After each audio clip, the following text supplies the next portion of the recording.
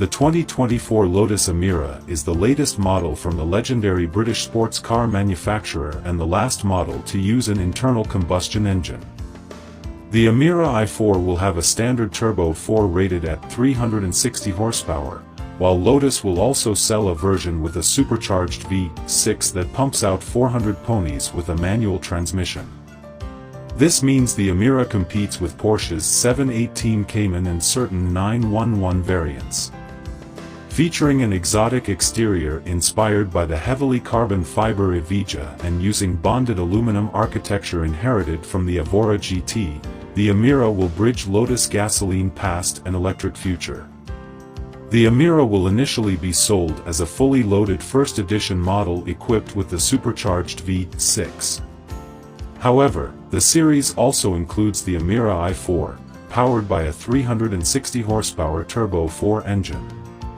One of two engines will be mounted in the middle of the Emira, a turbocharged 2.0-liter 4-cylinder or a supercharged 3.5-liter V6.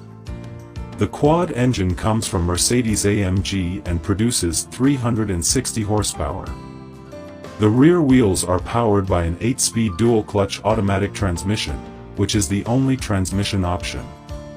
The V6 is a Toyota-sourced unit carried over from the current Evora GT. It mates with a 6-speed torque converter automatic or 6-speed manual transmission. Lotus says that with the shift feature, the 3.5-liter engine produces 400 horsepower and 317 pound-feet of torque. With its simple design and seating for two, Emira's interior is both minimalist and intimate. The driver faces a square-shaped steering wheel and a 12.3-inch digital instrument cluster. The material quality is much better than previous Lotus models. It looks luxurious. Other practical improvements include a pair of cup holders in the center console and storage bins in the doors, which can allegedly hold a half-liter bottle each.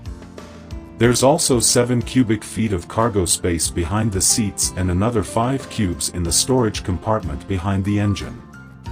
Emira's infotainment system will operate via a 10.2-inch touchscreen mounted in the middle of the front panel.